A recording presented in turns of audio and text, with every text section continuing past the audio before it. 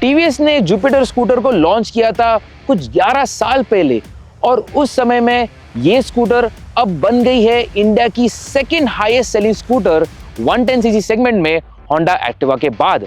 और अब ये है टीवीएस की नई जुपिटर सेकंड जनरेशन मॉडल, जिसे अब रिवाइज किया गया है व्हील टू व्हील, जिससे ये स्कूटर अब पहले से अब और भी बेहतर हो गई है। अब हमने इस स्कूटर को टीवीएस की टेस्ट फैसिलिटी जो होसूर में है वहां पर एक ब्रीफ एक्सपीरियंस के लिए चलाई थी, लेकिन अब हमने इस स्कूटर को रियल वर्ल्ड कंडीशन में अच्छे से चला ली है ताकि हम आपको बता सके कि ये स्कूटर चलाने में कैसी है, इसकी हैंडलिंग कैसी है, इसकी पावर ट्रेन कैसी है, इसकी कंफर्ट, इसके नए फीचर्स और सबसे महत्वपूर्ण सवाल ये कितना देती है। इन सभी सवालों का जवाब हम आपको देंगे इस वीडियो में। लेकिन आगे बढ़ने से पहले अगर आप हमारे चैनल पर नए हो तो जरूर हमें सब्सक्राइब कीजिए और उस बेल नोटिफिकेशन को जरूर दबाइए ताकि आपको मिले world of cars and bikes की लेटेस्ट न्यूज, रिव्यूज और खबरें from car and bike Hindi.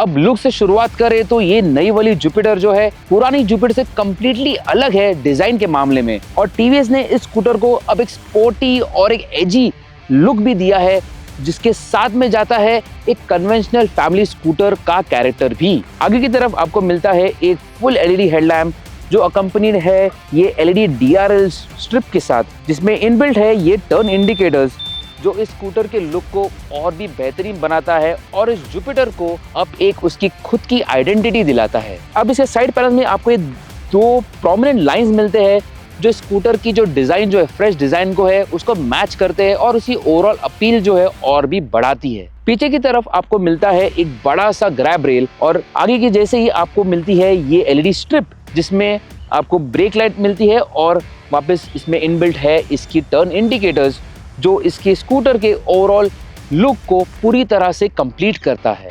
इस स्कूटर पर इसके साइड पैनल्स और फ्रंट फेंडर जो है वो मेटल के बने हैं और इसके बाकी के जो सारे पैनल्स है सब प्लास्टिक में बने हुए हैं। और लास्टली एक और बात बताना चाहूँगा कि इस स्कूटर पर सिर्फ इसकी एग्जॉस्ट की जो शील्ड जो है हीट शील्ड जो है वो और ये बैजिंग जो है क्रोम में फिनिश्ड है, बाकी पूरी स्कूटर में आपको किधर भी क्रोम मिलेगा नहीं, जो मेरे हिसाब से इस स्कूटर के लुक को और भी बेहतर करता है। एक चीज का ध्यान रखिए कि ये स्कूटर आपको मिलती है 4 वेरिएंट्स में और सिर्फ टॉप और उसकी नीचे वाले वेरिएंट में आपको सिग्नेचर इन्फिनिटी लाइट्स मिलते हैं, बल्कि बेस और उसके ऊपर वाले मॉडल में आपको रेगुलर बल्ब्स मिलते हैं टर्न इंडिकेटर्स के और आपको इन्फिनिटी लाइट नहीं मिलती है। अब बात करते हैं इस नई जुपिटर की एर्गोनॉमिक्स के बारे में। अब ये स्कूटर बेस्ड है जुपिटर 125 के प्लेटफॉर्म पर, जिसका मतलब है कि अभी ये यूज करता है 125 की चैसी और अदर कंपोनेंट्स, और इसका ये मतलब है कि ये स्कूटर अब डायमेंशनली हल्की सी बड़ी है, जिसके कारण ये चलाने में और भी रूमी है और चलाने में अब और भी आसान हो गई है। अब मैं बैठता हूँ स्कूटर पे और आपको बताता हूँ कि इसके राइडिंग ट्रायंगल के बारे में। जैसे आप देख सकते हैं कि यहाँ का फ्लोर बोर्ड जो है काफ़ी स्पेशियस है, मैं आराम से मेरे फुट को आगे पीछे मूव कर सकता हूँ। यहाँ की डिस्टेंस जो है लगभग 380 mm है और हैंडल बार जो है इजी टू रीच है, आपके हाथ जो है आराम से इस पर आ जाते हैं। काफ़ी क्लियरेंस है यहाँ पर ताकि आप इसको स्टेयर भी कर सकते हैं, आपके घुटने जो है स्टेयर करते वक्त बीच में आते नहीं हैं, और सीट जो है काफ़ी कंफर्टेबल है, थोड़ी लंबी भी है अब, और ये मेजर करती है अब 756 mm ताकि आप और आपके साथ में जो पिलियन जो है आराम से बैठ सकते हैं। और उसी के साथ इस स्कूटर को नीचे उतार देता हूँ तो जैसे आप देख सकते हैं मेरी हाइट जो है 5'7" है और मैं आराम से इस स्कूटर पर बैठ पा रहा हूँ, उस पर कुछ दिक्कत हो नहीं रही है। मतलब किसी को मतलब मेरी हाइट के लोगों को तो कुछ दिक्कत नहीं होनी चाहिए। और जैसे मैंने बताया आपके घुटने जो है यहाँ पर आते हैं तो आप आराम से इसको स्टीयर कर सकते हैं। यू टर्न लेने के वक्त भी आपको ऐसे कुछ घुटने बाहर निकालने नहीं पड़ती है, जो कुछ अलग दूसरी स्कूटर्स जो है उनमें ऐसा करना पड़ता है, लेकिन यहाँ पर आपको काफ़ी क्लियरेंस है जिससे आप यू टर्न्स भी आराम से ले सकते हैं। तो ओवरऑल इसकी राइडिंग पोजीशन जो है काफ़ी न्यूट्रल है और दिन भर के कम्यूटिंग, राइडिंग और चलाने के लिए पिलियन को लेके या फिर सामान आप आगे रख के भी आप आराम से इस स्कूटर को चला सकते हैं। अब डिज़ाइन और एर्गोनॉमिक्स के मामले में तो सब कुछ बढ़िया है, लेकिन टीवीएस ने इस स्कूटर को लेकर इसके फीचर्स जो है बहुत ही बढ़िया दिए हैं। आप पर शुरुआत करेंगे तो आपको मिलता है एक कलर TFT डिस्प्ले जो काफ़ी अच्छा है, अच्छे से इसको प्लेस किया गया है, और ये आता है टीवीएस की स्मार्ट कनेक्ट कनेक्टिविटी फंक्शन के साथ, जिसमें आपको मिलते हैं turn by turn navigation updates, call और message alerts, find me location option और कुछ और फीचर्स भी। उसी के साथ ये डिस्प्ले जो है, इसका स्पीडो जो है काफ़ी बड़ा है, तो आपको आसानी से दिख जाता है हार्श लाइट में भी। उसके साथ आपको odometer, 2 trip meter, distance to empty, fuel gauge, time और उसके अलावा आपको एक कराउजल मिलता है डिटेल्स का, जहाँ पे आपको मिलता है instant fuel economy, overall fuel economy, आपको मिलता है हाई स्पीड अलर्ट और असिस्ट रेडी का फंक्शन, जिसके बारे में हम आगे बात करेंगे। लेकिन आपको एक चीज़ बताना चाहूँगा कि ये जो कराउजल जो है, उसमें कुछ ऑप्शन नहीं है जाकि आप सिलेक्ट करके आप उसकी एक कोई भी इंफॉर्मेशन को आप डिस्प्ले में फिक्स रखें।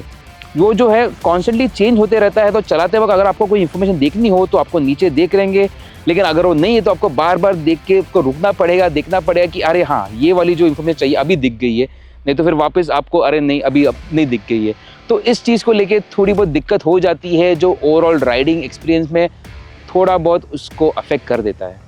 इसके साथ आपको मिलता है एक 2 लीटर का ओपन स्टोरेज, जहाँ पर आप आपके सेल फोन या फिर वॉलेट या फिर एक 1 लीटर की पानी की बॉटल भी आराम से रख सकते हैं। और आपके डिवाइसेस को चार्ज करने के लिए आपको एक USB-A का चार्जिंग पोर्ट भी मिलता है। और इसकी की फोब जो है मल्टी फंक्शनल है, जहाँ पर आप यहाँ से इसके फ्यूल फिलर कैप को खोल सकते हैं, जो अभी आगे पोजिशन है, जो पहले पीछे पोजिशन हुआ रहता था। अभी ये जुपिटर 125 जैसे आपको आगे मिलता है और ये कनेक्ट होता है इसकी फ्यूल टैंक को, जो अभी लोकेटेड है इसके फ्लोर बोर्ड में।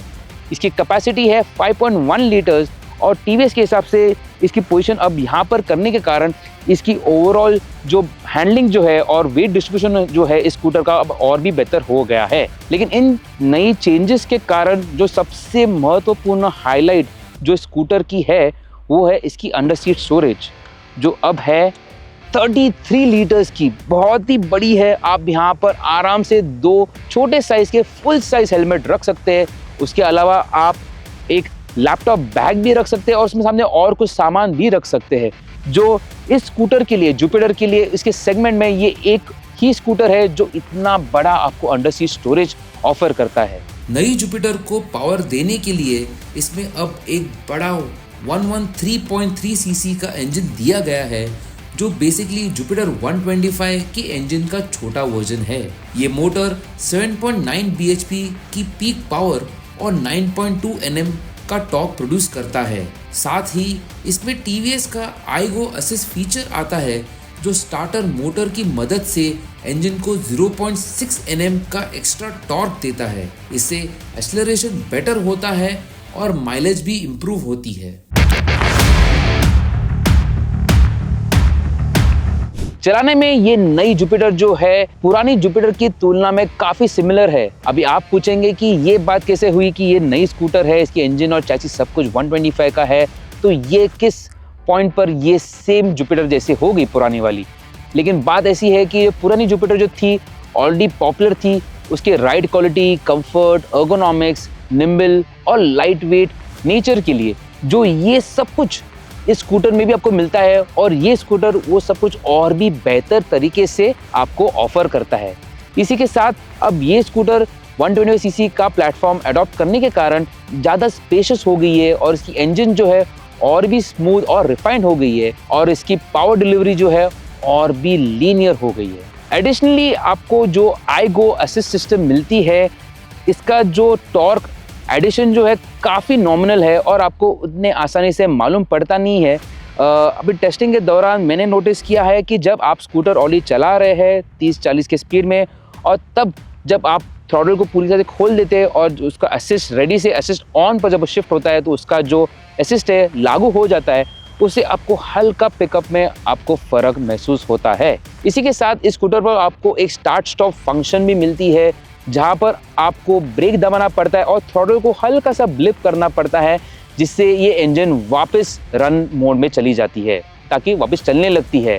और इस बात का शुरुआत में जब मैं स्कूटर को टेस्ट कर रहा था, मुझे कुछ हद तक दिक्कत हो रही थी, जहाँ पर इसका कोऑर्डिनेशन जो है मुझे जम नहीं रहा था। लेकिन जैसे इस स्कूटर को मैं और चलाते गया, मुझे इस चीज़ का अच्छे से सेट हो गया है और उस चीज़ का जो है कोऑर्डिनेशन जो है जम गया है। और अभी मैं बोल सकता हूँ कि इस सिस्टम काफ़ी अच्छे से फ्लॉलेसली काम करती है और आपका टाइमिंग बस सही है।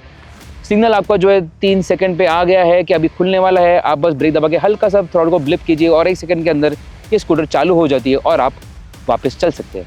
इस स्कूटर की राइड क्वालिटी जो है एक प्रॉपर कंफर्टेबल फैमिली स्कूटर की तरह है, जिसके कारण एक बहुत ही अच्छी आपको राइड क्वालिटी मिलती है और ये आसानी से रोड अंडुलेशन और पॉटहोल्स को के ऊपर से आसानी से चल जाती है। इसके अलावा ये स्कूटर कॉर्नरिंग और ट्रैफिक में फिल्टर करते वक्त भी आसानी से कर लेती है। कॉर्नर्स में आराम से एक अपनी लाइन जो है ट्रेस करके निकल जाती है और ट्रैफिक में से भी निकलते वक्त इसके डायमेंशंस जो है काफ़ी कॉम्पैक्ट और स्लीक है, तो आपको ट्रैफिक से फिल्टर करने में ज़्यादा कुछ दिक्कत नहीं होती है। इन सब चीज़ों के साथ आपको ये भी बात बता दूं कि जुपिटर उन कम स्कूटर्स में से है जहां पर आपको डिस्क ब्रेक का ऑप्शन मिलता है। और इस ब्रेक्स के बारे में बात करें तो इसकी ब्रेक्स जो है बहुत ही बढ़िया है। इसकी बाइट, प्रोग्रेशन और फील बहुत ही अच्छी है और आपको और भी कॉन्फिडेंस इंस्पायर करती है इस स्कूटर को और भी अच्छी तरीके से एंजॉय करने में।